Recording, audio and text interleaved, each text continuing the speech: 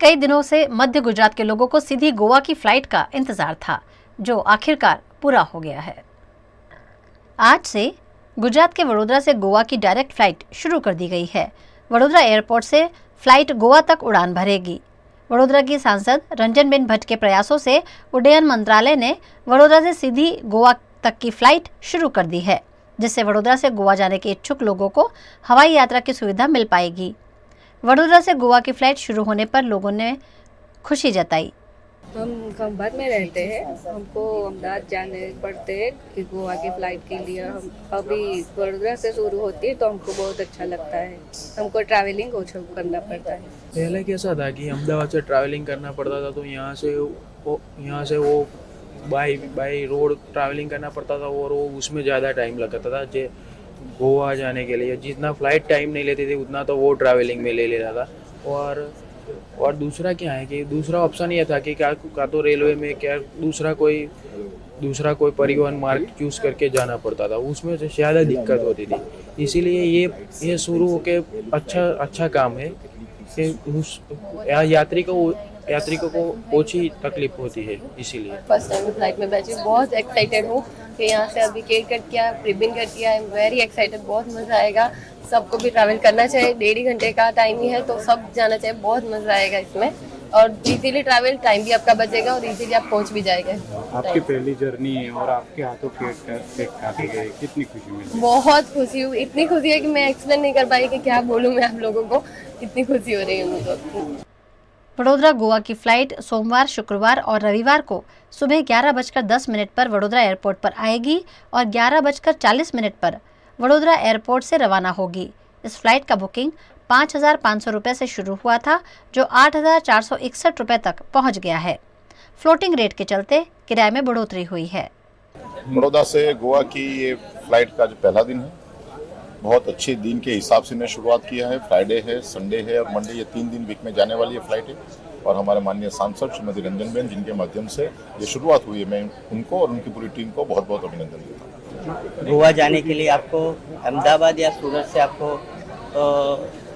Option था आपके पास, भी सीधा यहाँ से बड़ौदा से आप गोवा जा सकते हो। यहाँ से अहमदाबाद जाओ या सूरत जाओ, उतना टाइम 2-2.5 घंटा उधर पहुँचने में, 3 घंटा भी लगता था। अभी तो सीधा यहाँ से 1.5 या 2 घंटे में आप गोवा पहुँच जाओगे। तो बड़ौदा की पब्लिक आप देख सकते हो, बड़ौदा के सभी लोग फैमिली के साथ आज गोवा के लिए निकलते हैं। इस मौके पर वडोदरा की सांसद रंजनबेन भट्ट ने फ्लाइट शुरू होने पर खुशी जताते हुए कहा कि कई वक्त से हो रही इस मांग के चलते वडोदरा और गोवा की फ्लाइट शुरू की गई है। वडोदरा की जो मांग थी कि वडोदरा से गोवा के लिए उनको एक सुविधा मिल जाए, फ्लाइट मिल जाए, और मैंने भी केंद्र सरकार में ये मांग रखी थी। आज हम पूरी करने जा रहे हैं। वडोदरा वासी और मेरे मध्य गुजरात के तमाम यात्री आज से वो वडोदरा से सीधा गोवा जाएंगे, उनको अहमदाबाद और सूरत नहीं जाना पड़ेगा। और अहमदाबाद एयरपोर्ट और सूरत एयरपोर्ट से और यात्री उनका लाभ ले सकेंगे। और वडोदरा से ये यात्री को जो सुविधा मिल रही है, मैं प्रधानमंत्री श्री नरेंद्र भाई मोदी जी का वडोदरा और मध्य गुजरात की जनता की ओर से बहुत ही आभार प्रकट करती हूँ। गुजरात के वडोदरा में कॉरपोरेशन द्वारा आयोजित मेयर कप क्रिकेट टूर्नामेंट में लाखों रुपए के खर्च पर कांग्रेस पार्टी ने सवाल उठाए हैं। वडोदरा पालिका ने पिछले दिनों mayor cup cricket tournament host किया था, जिसमें पूरे गुजरात के कॉरपोरेशन की टीमों ने हिस्सा लिया था। टूर्नामेंट में 110 से ज्यादा खिलाड़ी शामिल हुए थे और 50 से ज्यादा पदाधिकारी भी वडोदरा आए थे। इन सभी लोगों के रहने, खाने, लाने ले जाने, पानी, कैटरिंग समेत की व्यवस्था भी कॉरपोरेशन द्वारा की गई थी। 31 मार्च से 4 अप्रैल तक मोतीबाग और MS यूनिवर्सिटी के DN हॉल में आयोजन हुआ था, जिसमें 94.94 लाख रुपयों का खर्च हुआ है। सबसे ज़्यादा खर्च कैटरिंग के पीछे 24 लाख रुपए हुआ है। एक रणजी मैच आयोजित करने का खर्च 6 लाख रुपए होता है, लेकिन पालिका ने 5 दिनों के टूर्नामेंट में एक दिन में करीब 19 लाख रुपए खर्च कर दिए। कॉरपोरेशन द्वारा किए गए फराजखाना से लेकर तरह तरह के खर्च पर अब सवाल उठ रहे हैं। मेयर्स कप जो वडोदरा में हुआ और उसमें जो खर्चा बताया गया है, दुख हो रहा है मुझे। और कॉरपोरेशन के सत्ताधीशों को शर्म आनी चाहिए। ये शर्म शब्द मैं इस्तेमाल इसलिए कर रहा हूँ कि एक तरफ जो वडोदरा की प्रजा है, वडोदरा के लोग हैं, जो टैक्स पेयर्स है वो टैक्स भरते हैं, उनके सामने कॉरपोरेशन उनको बेसिक फैसिलिटी नहीं दे पा रही है। रोड, रास्ता, ड्रेनेज, पानी, ये सब काम वडोदरा में नहीं हो रहा है। 27 साल से बीजेपी शासन में फिर भी वही समस्या आज भी है। लेकिन कॉरपोरेशन की तिजोरी से जो टैक्स पेयर्स है उनके पैसे से इन्होंने जो क्रिकेट मैच में 5 दिन में 94.94 लाख यानी 94 लाख का जो खर्चा किया है, और उसमें जो न्यूज़पेपर में आया है कि सिर्फ 24 लाख का उन्होंने खाना खाया, फराज खाना खा, जो स्टेज और उसका 20 लाख से ज़्यादा खर्चा, जो क्रिकेट के इक्विपमेंट्स है वो 12 लाख से भी ज़्यादा उसका खर्चा। आज जो पेपर में आया है कि जो रणजी मैच होती है उसमें भी 6 लाख से ज़्यादा खर्चा नहीं होता है। अगर इतना खर्चा, और क्रिकेट कौन खेल रहा है? कॉरपोरेटर्स, मेयर, जिनको प्रजा ने वोट दिया, इलेक्ट किया कि वो लोगों का, प्रजा का काम करे, ना कि क्रिकेट खेले। और क्रिकेट खेलना है तो वडोदरा कॉरपोरेशन के पास इतने, यहाँ पे वडोदरा में बीजेपी के इतने बड़े बड़े नेता है, क्या कहीं से आप स्पॉन्सरशिप नहीं ला सकते थे? कोई एडवर्टाइजमेंट नहीं ला सकते थे? अगर स्पॉन्सरशिप मिलता, आप देखिए कोई भी क्रिकेट मैच का टूर्नामेंट होता है उसमें जो भी ऑर्गेनाइजर्स होते हैं, वडोदरा में बहुत सारे क्रिकेट टूर्नामेंट होते हैं, तो वो ऑर्गेनाइजर्स जो होते हैं वो एडवर्टाइजमेंट लाते हैं, स्पॉन्सरशिप लाते हैं। बड़े बड़े क्रिकेट, आईपीएल चल रहा है, अभी आईपीएल में देखिए क्या हो रहा है, स्पॉन्सर्स होते हैं जो एडवर्टाइज देते हैं, उससे खर्चा निकलता है। कॉरपोरेशन की तिजोरी पे भार, और जो टैक्स पेयर, जो पब्लिक है, जनता के पैसों से क्रिकेट मैच खेलोगे, उसमें जनता को भी नहीं बुलाओगे। कहाँ पे इन्होंने जनता को बुलाया? वहाँ पे वडोदरा की कौन सी प्रजा को बुलाया? इसमें लिखा है इन्विटेशन कार्ड। मुझे कहा गया था कांग्रेस पार्टी को इन्विटेशन नहीं दिया था, और मुझे कहा था कि इन्विटेशन कार्ड भी नहीं छपा है। और जो होर्डिंग लगाए आपने, जब भाजपा के नेता बड़े बड़े आते हैं, प्रधानमंत्री आते हैं, मुख्यमंत्री आते हैं, तो वहाँ पे पब्लिक इकट्ठा करने के लिए आप हर जगह पे बस रखते हो, फ्री में लाते हो, उनको फ्री में ड्रॉप करते हो। तो क्रिकेट मैच में आप इतना, अगर ये इतना इम्पोर्टेंट था तो वडोदरा की जनता को आपने क्यों नहीं बुलाया? क्यों किसी के लिए बस की व्यवस्था नहीं की? बोलना चाहिए था ना, तो लोग, वडोदरा की जनता भी मैच देखने आती। उनके पैसों से मैच हो रहा है। में ये बेफिजूल का खर्चा है, और इसके लिए कांग्रेस पार्टी आने वाले दिनों में इसके लिए आवेदन पत्र देगी, आंदोलन करेगी। और मेरी ऐसी डिमांड है कि ये जो भी खर्चा हुआ है, अगर पेपर में जो लिखा है कि एक दिन का 19 लाख, शर्म आनी चाहिए इनको, शर्म। अगर इतना खर्चा है तो जो कॉरपोरेटर्स है वो अपने सैलरी में से ये खर्चा पे करे। वडोदरा की जनता के टैक्स के पैसों से ही इसका खर्चा नहीं होना चाहिए। आने वाले दिनों में मॉनसून की कामगिरी, बारिश आएगी, जो हर साल वडोदरा में पानी भर जाता है, उसके लिए खर्चा करो। ये इतना बड़ा ब्रिज बनाया, अटल ब्रिज, बार बार उसमें तिराड़ हो जाती है, बार बार रास्ता बंद करना पड़ता है। रोड रास्ते जो बनाते हो उस पर जो डांबर है वो पिघल रहा है। अगर उसमें भ्रष्टाचार नहीं किया होता तो ये सब दिक्कतें नहीं आती। खर्चा उसमें होना चाहिए। गुजरात के वडोदरा के नागरवाड़ा की डभोई दशालाड़ भवन को अल्पसंख्यक को बेचे जाने का स्थानीय निवासी विरोध कर रहे हैं। वडोदरा के नागरवाड़ा के आमली फलिया में सालों पहले वैष्णवों ने डभोई दशालाड़ भवन बनाया था, जो शहर में पढ़ाई के लिए आने वाले वैष्णव समाज के छात्रों को रहने के लिए दिया जाता था।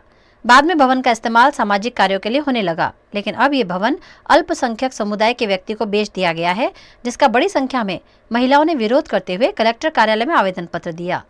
डभोई दशालाड़ भवन का जो सौदा हो चुका है रातों रात हमारी जान के बाहर, वो रद्द कर दिया जाए, उसके ऊपर स्टे ला दिया जाए। बस यही हमें अर्जी करनी है कलेक्टर साहब से। हम यही चाहते हैं कि हम वर्षों से वहाँ रह रहे हैं, वो जो वाड़ी है वो हिंदू की है और उन्होंने मुस्लिम कौम को दिए। आसान धारा लागू हो चुका है, फिर भी आसान धारा का मतलब क्या है हम रईसों को पता है, पर ऊपर जो बैठे हैं उनको पता नहीं है। फिर भी उन्होंने रातों रात दस्तावेज कर दिया है, जिनकी अर्जी जून महीने में होने वाली थी फिर भी कर दी है।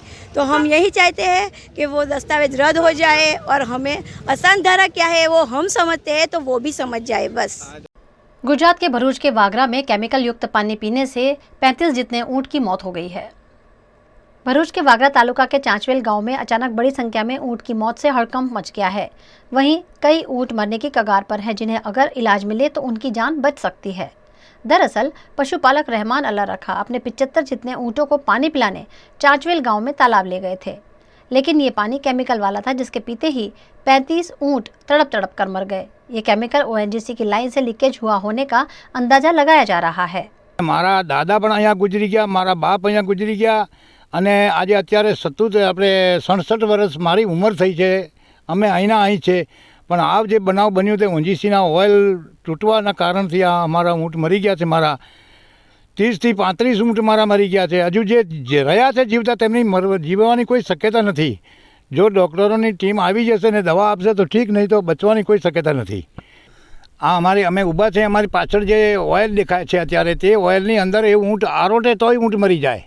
એની અંદર આરોટિયા ગરમીના લીધે અને બીજું ચબડકા મારીને પી ગયા અને હજુ છે તેને બચવાની કોઈ શક્યતા નથી. ડૉક્ટરો આવીને એની કંઈ દવા આપે તો ભલે નકર બચે નહીં. એ पशु मालिक अल्लाह रखा को 15 लाख रुपयों से ज़्यादा का नुकसान हुआ है, लेकिन अब तक उन्हें उनके बाकी के ऊँटों को बचाने में गांव के सरपंच या प्रशासन की ओर से कोई सहायता नहीं मिली है। મામલતદાર ને સાહેબ અમે રૂબરૂ જાણ નથી કરી. અમે અમારા સરપંચને સિકંદરભાઈને કીધેલું હતું સાંજનું, તો સિકંદરભાઈ કીધું હું જાણ કરું છું. वडोदरा के बहुचर्चित सोने से बने सर्वेश्वर महादेव पर मधुमक्खियों ने अपना छज्जा बना लिया है, जिसका वीडियो वायरल होने पर सर्वेश्वर महादेव चर्चा का विषय बन गए हैं। वडोदरा की शान जैसे सुरसागर में 111 फीट ऊंची स्वर्ण जड़ित शिवजी की प्रतिमा तैयार की गई है। इस प्रतिमा पर कबूतर या अन्य पक्षी ना बैठे, इस आशय के साथ खास सुविधा तैयार की गई है। लेकिन सर्वेश्वर महादेव की प्रतिमा पर इन दिनों मधुमक्खियों ने छज्जे बना लिए हैं, जिसका वीडियो सामने आने पर सुवर्णेश्वर महादेव फिर एक बार चर्चा का विषय बन गए हैं।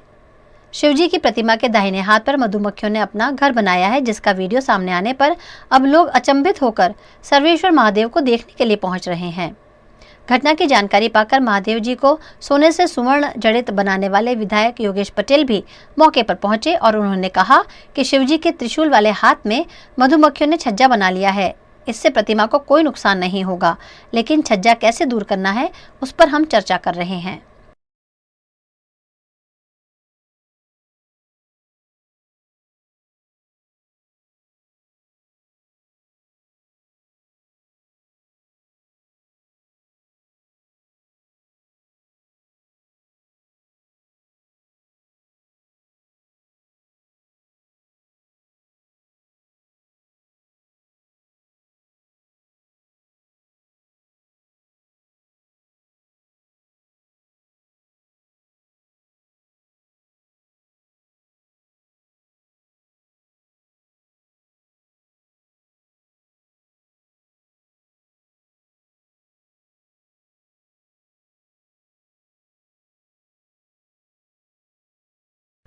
खबरों का दौर यूं ही चलता रहेगा। फिलहाल वक्त है एक ब्रेक का।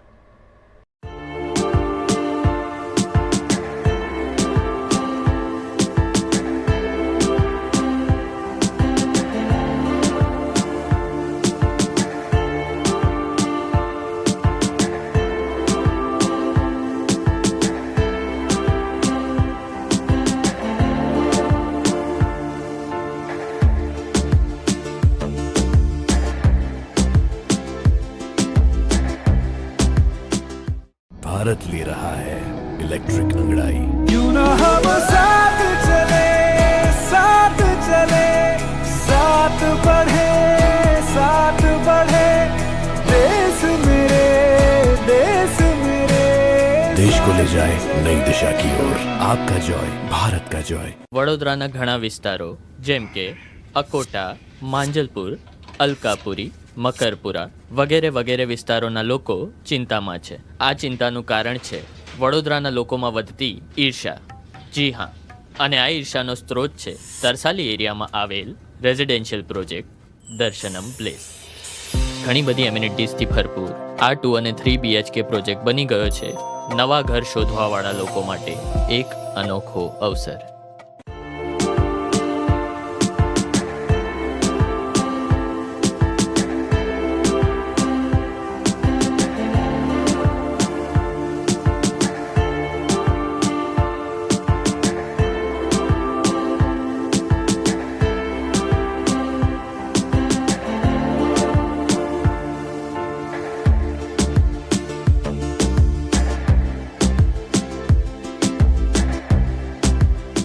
भारत ले रहा है इलेक्ट्रिक अंगड़ाई। क्यों ना हम साथ चले, साथ चले, साथ साथ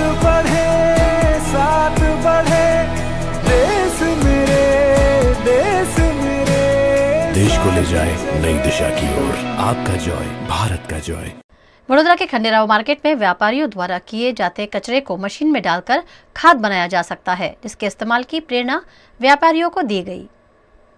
गुजरात के वडोदरा में घन कचरे के निकाल के लिए कॉरपोरेशन ने जगह जगह मशीन लगाए हैं जो कचरे को खाद में तब्दील करते हैं। ऐसा ही एक मशीन खंडेराव मार्केट में लगाया गया है, जिसका जायजा स्थायी समिति के अध्यक्ष डॉक्टर हितेंद्र पटेल ने लेते हुए व्यापारियों से इस मशीन के इस्तेमाल का अनुरोध किया। पूरे वडोदरा महानगर पालिका में इस प्रकार के जो मशीन है ऑर्गेनिक वेस्ट कन्वर्टर, जो एक प्रकार से जो हमारा ऑर्गेनिक वेस्ट है उसको एक 3-4 दिन का प्रोसेस उसमें डालने के बाद होता है। ये मशीन की कैपेसिटी 500 किलो की है। साथ ही में यहाँ से जो प्रोसेस के बाद उसका खाद बनता है वो हमें कहीं ना कहीं बगीचा में, गार्डन में, अन्य जो लोक उपयोगी स्थिति में लाने की जो बात है उसमें हम यहाँ के लोगों का भी सहयोग इसते हैं। और यहाँ के जो व्यापारी है वो जो ऑर्गेनिक वेस्ट है वो कूड़ेदान में नाखने की बजाय यही मशीन में डाले, ये भी एक हमारा प्रावधान रहेगा। अहमदाबाद में सालों से निकलने वाली रथ यात्रा इस बार नए रथ के साथ आयोजित की जा रही है, जिसकी तैयारियां मंदिर प्रबंधन जोरों शोरों से कर रहा है। गुजरात के अहमदाबाद में भगवान जगन्नाथ जी के नए रथ का पहली बार रिहर्सल किया गया। भगवान जगन्नाथ जी के नंदी घोष रथ का ट्रायल टेक्निकल एक्सपर्ट की मौजूदगी में किया गया। भगवान जगन्नाथ जी, सुभद्रा जी और बलभद्र के नए रथ बनकर तैयार हैं। ऐसे में रथ यात्रा से पहले नए रथ का टेस्टिंग किया जा रहा है। 20 जितने खलासियों को इस प्रक्रिया में जोड़ा गया। नए रथ के रिहर्सल को लेकर खलासियों में उत्साह देखने मिला। ભગવાન જગન્નાથજીની રથયાત્રા પૂર્વે 2-3 મહત્વના પ્રસંગો ઉજવવામાં આવે છે, જેમાં જલયાત્રા એક અતિ મહત્વપૂર્ણ પ્રસંગ છે, જે 4 જૂને ઉજવવામાં આવશે। ખાસ કરીને ભગવાન જગન્નાથજીના એ દિવસે જલાભિષેક થાય છે અને જલાભિષેક કરવા માટે અહીં નિજ મંદિરેથી સાબરમતી નદીના કાંઠે જઈને ત્યાં ગંગા પૂજન કરીને સાબરમતી માની આજ્ઞા લઈને ત્યાંથી જલ ભરીને 108 કળશમાં લાવવામાં આવે છે। તે પ્રકારે અમે દર વખતે તૈયારીઓ કરતા હોઈએ છીએ અને આ વખતે પણ એ તૈયારીનું કામ ચાલી રહ્યું છે।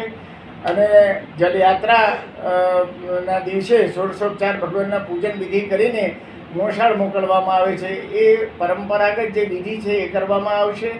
જલયાત્રામાં ખાસ કરીને આપણે ભજન મંડળીઓ, અખાડાઓ, ગજરાજો જે દર વખતે જોડાય છે એ રીતે આ વખતે પણ જોડાશે અને ખૂબ જ ઉત્સાહનો માહોલ છે। અત્યારથી આ બધા પર એટલી મહેનત કરી રહ્યા છો, ભગવાન જગન્નાથજીને નવા રથ બની રહ્યા છે, તો આ વખતે હું માનું છું કે જલયાત્રા પર ખૂબ ઉત્સાહ અને ઉમંગને સાથે અને भजन भावनी भक्ति साथे उजवવામાં આવશે।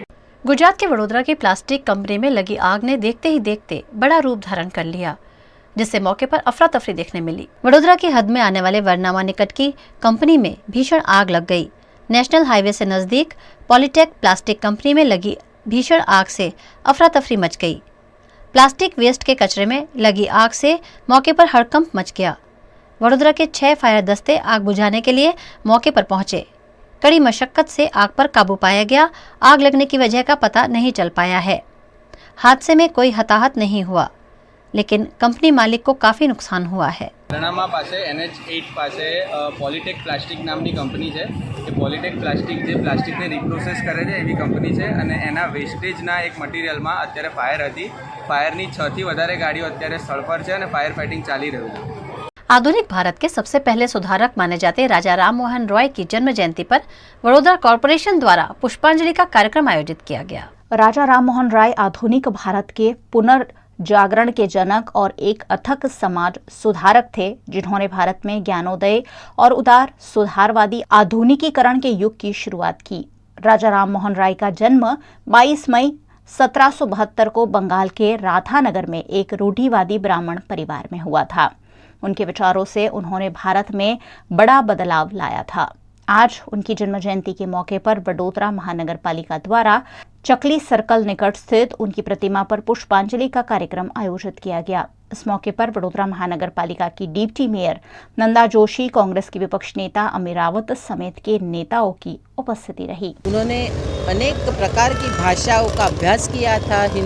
हिंदू हो, संस्कृत, बंगाली, उर्दू, ग्रीक, पाली, ऐसे अनेक भाषाओं का अभ्यास किया। साथ साथ में उन्होंने हिंदू, मुस्लिम, ख्रिस्ती और बौद्ध धर्म ग्रंथ का भी ऊंडाण पूर्वक उन्होंने उनको ग्रंथ पढ़ा और उसमें क्या है उसका मनन चिंतन भी किया। वो मूर्ति पूजक के विरोध में थे, साथ साथ में सती प्रथा और ज्ञाति प्रथा के भी विरोध में थे। इसलिए हिंदू समाज में वो अप्रिय बने। सती प्रथा के लिए उन्होंने बंगाल में एक उग्र आंदोलन भी किया, लेकिन ये आंदोलन की वजह से ही 1829 में सती प्रथा विरोध में एक कायदा लेके आए और सती प्रथा बंद हुई। ऐसे एक महानायक, प्रखर वैज्ञानिक ऐसे राजा राम मोहन राय का जीवन, उनकी कार्यशैली, उनकी कार्य पद्धति भावी सुधारों के लिए एक प्रेरणा रूप साबित हुई। एक रिफॉर्मिस्ट, सोशल रिफॉर्मिस्ट जिन्होंने सती प्रथा, बाल विवाह, पोलीगैमी वगैरह के सामने जो एक सोशल मूवमेंट चलाया, ब्रह्मो समाज केंद्र के स्थापक। अगर देखा जाए तो भारत के प्रथम फादर ऑफ रिफॉर्म्स, अगर रिफॉर्मिस्ट किसी को कहा जाए तो राजा Ram Mohan Roy, father of Renaissance.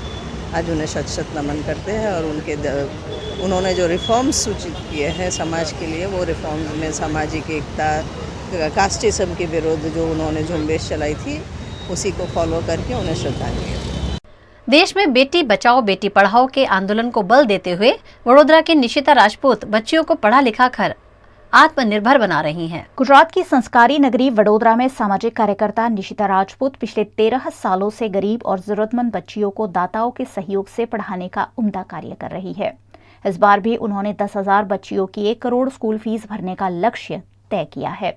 इसी के तहत निशिता राजपूत द्वारा 201 बच्चियों को स्कूल फीस, स्कूल बैग और वाटर बॉटल देकर अपने अभियान की शुरुआत की गई है।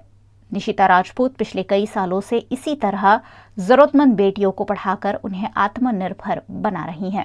पिछले 13 साल से मेरा 14th ईयर है। मैं बेटी बचाओ बेटी पढ़ाओ के लिए काम करती आई रही हूँ और इस बार भी मेरा टारगेट है मैं 10,000 बच्चों को स्कूल फीस के लिए हेल्प करूँ 1 करोड़ रुपीज़। और आज हमने स्टार्ट किया यहाँ पे बच्चियों को उनकी चॉइस की, जैसे पेरेंट्स हमको हमारी चॉइस की बैग्स दिलाते हैं, ऐसे उनकी चॉइस की हम आज उनको बैग्स, वाटर बैग और स्कूल फीस दे के हम स्टार्ट कर रहे हैं। हमारा 201 बच्चियाँ हैं यहाँ इकट्ठे हुए और स्टार्ट किया है हम। गुजरात के वडोदरा में धूम मचा रहे food festival taste of Vadodara में रैपर सृष्टि तावड़े के सुरताल पर वडोदरा के युवा जमकर झूमे। वडोदरा के नवलखी मैदान में रोज रात को टेस्ट ऑफ वडोदरा की धूम देखने मिलती है। इस बार पहली बार टेस्ट ऑफ वडोदरा नवलखी मैदान में आयोजित हुआ है, जहां रोजाना सैकड़ों लोग पहुंच रहे हैं। रविवार को वडोदरा में पहली बार यंगस्टर में फेमस सृष्टि तावड़े ने परफॉर्म किया। सृष्टि अपने गानों से पिछले कुछ दिनों में यंगस्टर्स में काफ़ी लोकप्रिय हुई हैं। ऐसे में सृष्टि तावड़े के सुरताल पर वडोदरा के युवा जमकर झूमे। वेस्टर्न रेलवे में काम करने वाले कर्मचारियों के हित में फिर एक बार वेस्टर्न रेलवे मजदूर संघ द्वारा वडोदरा में धरना प्रदर्शन कर अपनी मांगे रेलवे तक पहुंचाने की कोशिश की गई। वेस्टर्न रेलवे मजदूर संघ द्वारा वडोदरा के नवायार्ड में विद्युत लोकोशेड पर विरोध प्रदर्शन का कार्यक्रम आयोजित किया गया, जिसमें WRMS के अध्यक्ष Sharif Khan Pathan, divisional secretary SD Meena और रेल कर्मचारी उपस्थित रहे। वेस्टर्न रेलवे मजदूर संघ द्वारा इस मौके पर पुरानी पेंशन योजना लागू करने की मांग की गई। साथ ही रेल कर्मचारियों के हित में कई कदम उठाने पर प्रबंधन का ध्यानाकर्षण भी कराया गया। टाल कटोराમાં મોટી કોન્ફરન્સ હતી, એમાં એ નક્કી કરવામાં આવ્યું હતું કે જે મુખ્ય મુદ્દાઓ છે સેન્ટ્રલ ગવર્મેન્ટ એમ્પ્લોઈઝના, રેલવે કર્મચારીઓના અને ખાસ કરીને નવી પેન્શન સ્કીમ રદ કરીને જૂની પેન્શન સ્કીમ પાછી રિસ્ટોર કરવી, જેથી કર્મચારી અને એમના પરિવારજનોને જે લાભ જૂની પેન્શન સ્કીમમાં મળતા હતા એ નવી પેન્શન સ્કીમમાં મળતા નથી। એટલે સરકારશ્રીને રેલ મંત્રાલયને નિવેદન કર્યું છે અને આ પ્રમાણે અમે પૂરી જાન્યુઆરીથી લઈને સપ્ટેમ્બર સુધી પૂરા ભારતીય રેલો પર અને પૂરા દેશમાં સ્ટેટ ગવર્મેન્ટમાં બી એમ્પ્લોય કરી રહ્યા છે। એટલે આ જ એક અહમ મુદ્દો છે, એને લઈને આંદોલન કરીએ. એના ભાગરૂપે આજે ઇલેક્ટ્રિક લોકો છેડમાં અમે ઓપન જંગી જાહેર સભા અને સૂત્રોચ્ચાર કરીને અમારી જે માંગણીઓ છે એને અમે સરકારશ્રી સુધી અને સરકાર એમને માને એવી એમને વિનંતી છે. बहुत से स्टेट है जो ओल्ड पेंशन स्कीम को ले आए हैं. सरकारी कर्मचारी जो पूरी जीवन अपना इस रेलवे को देते हैं, देश को देते हैं, उनको जो पेंशन नहीं मिलती, ये पेंशन एक सामाजिक सुरक्षा है. इसी को लेके कर्मचारियों में रोष है और इसी रोष को देखते हुए हमने NFIR के आह्वान पर पूरे देश में हम कर्मचारियों को जागृत कर रहे हैं और उसी की कड़ी में आज हमने ये धरना और एक कैट मीटिंग रखी है. गुजरात के वडोदरा के मांजलपुर के आत्मीय धाम मंदिर में आश्रय फाउंडेशन द्वारा लाइफ चेंजिंग सेमिनार आयोजित किया गया। भागती दौड़ती जिंदगी में हर उम्र के लोग तनाव का शिकार हैं और अपने आप को बेहतरीन साबित करने की दौड़ में जिंदगी और खुशियां कहीं पीछे छूटते जा रहे हैं। ऐसे में वडोदरा के आश्रय फाउंडेशन द्वारा एक खास लाइफ चेंजिंग हैप्पीनेस सेमिनार आयोजित किया गया, जिसमें happiness coach and motivational speaker Himani ने उपस्थित रहकर सभी को जीवन जीने की और खुश रहने की कला सिखाई। बोले तेरा नाम है कुत्ता, तुझे ध्यान रखना है, चौकीदारी करनी है, वफादारी करनी है, चौकन्ना रहना है, चल मैं तुझे जीवन देता हूँ 30 साल का। कुत्ता बोलता है मेरी लाइफ में मजा नहीं है, मुझे भी हाफ करो, ठीक है 15। कुत्ता धरती पे आया। फिर हमारे बंदर का सर्जन किया, बोले तेरा नाम है बंदर, तुझे तो और कोई काम ही नहीं करना, बस एक डाल से दूसरी डाल कूद के पूरी दुनिया का एंटरटेनमेंट करना है, मैं तुझे जीवन देता हूँ 20 साल का। बंदर बोले मेरे को भी हाफ करो, आधा करो, ठीक है 10 साल। भगवान को लगा यार बहुत आलतू फालतू बनाया, अब कुछ इंटेलिजेंट बनाते हैं। तो बड़ी मेहनत के बाद उन्होंने अपना सबसे इंटेलिजेंट क्रिएशन किया। कौन? वो कितने इंटेलिजेंट है। क्यों इंसान को बोला कि तू है इंसान, इस दुनिया का सर्वश्रेष्ठ जीव, तू जा इस धरती पे और तेरा काम है इस धरती पे राज करना। तेरे अंदर इतनी बुद्धि क्षमता होगी तो कितना क्रिएशन करेगा और धरती पे राज करेगा, और मैं तुझे जीवन देता हूँ 20 साल का, इंजॉय कर। इंसान कहता है इतना कम, मुझे ज्यादा दो। भगवान कहते बेटा बहुत सारा कोटा बांटते बांटते सब खत्म हो गया, इतना है मस्ती से झीले मजा आएगा, नहीं मुझे ज्यादा दो। भगवान कहते कोटा नहीं है भाई। बोले आपको मुझे इंटेलिजेंट क्यों बनाया? मैं आइडिया देता हूँ आपको। मुझे पता है आपके पास गधे ने नकारे हुए 30 साल का कोटा पड़ा है, आपके पास कुत्ते वाला भी 15 पड़ा है और आपके पास बंदर वाला भी 10 पड़ा है, वो सब मेरे को दो। भगवान तो बाद में कंप्लेन नहीं करे, बोले नहीं करूँगा, दे दो। भगवान बोले तथास्तु, और भगवान ने वही कोटा हमारी लाइफ में लोड कर दिया और तब से ये सिलसिला शुरू हुआ। तो इस मौके पर वडोदरा के सांसद रंजनबेन भट्ट, मेयर नीलेश राठौड़, उपाध्यक्ष डॉक्टर विजय शाह, मांजलपुर के नगर सेवक कल्पेश पटेल और अन्य नगर सेवकों की उपस्थिति रही। वडोदरा में उद्यान शालिनी फेलोशिप के अंतर्गत प्रशिक्षण ले रही महिलाओं ने अपना प्रशिक्षण पूरा कर लिया है। इस मौके पर कार्यक्रम का आयोजन किया गया। गुजरात के वडोदरा में उद्यान केयर संस्था द्वारा उद्यान शालिनी फेलोशिप प्रोग्राम चलाया जाता है, जिसके 5 वर्ष पूर्ण होने पर इस कार्यक्रम में शामिल महिलाओं की ग्रेजुएशन सेरेमनी का आयोजन किया गया। इस मौके पर उपस्थित महिलाओं ने कर्तव्य निष्ठा की शपथ ली। जो हमारी संस्था है उद्यान केयर, उसका जो प्रोग्राम है उद्यान शालिनी फेलोशिप वडोदरा, उसका हमें आज 5 साल पूरे हो गए हैं। हमने 2018 में पहली बार उसका 50 लड़कियों को हम लोगों ने इस प्रोग्राम में इंडक्ट किया था। आज वो 50 लड़कियां ग्रेजुएट हो रही है।